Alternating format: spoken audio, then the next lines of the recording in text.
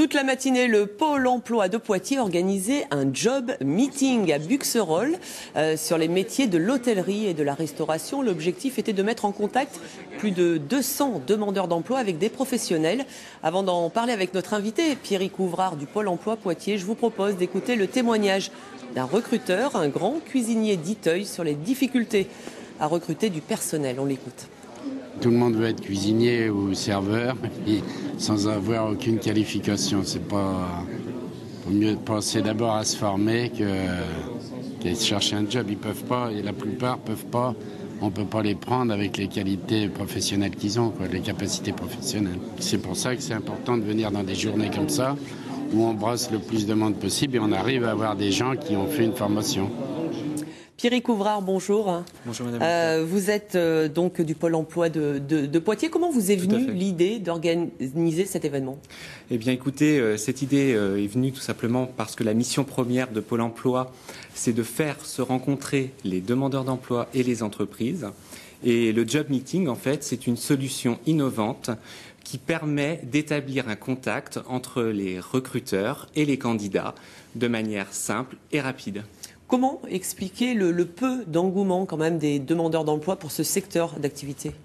Alors, il est vrai que l'hôtellerie-restauration, je dirais, ne bénéficie pas d'une image auréolée. C'est vrai que peut-être la difficulté de ce secteur d'activité est liée aux contraintes aussi de travail du week-end et du soir.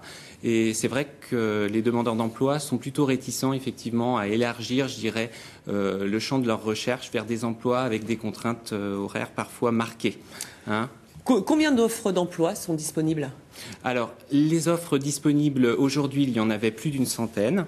Une cinquantaine ont été pourvues ce matin en direct. Et donc, comme des recrutements vont avoir lieu également dans les semaines à venir, c'est-à-dire que les entretiens vont s'approfondir avec certaines entreprises, une cinquantaine de postes également seront pourvus dans les 15 jours.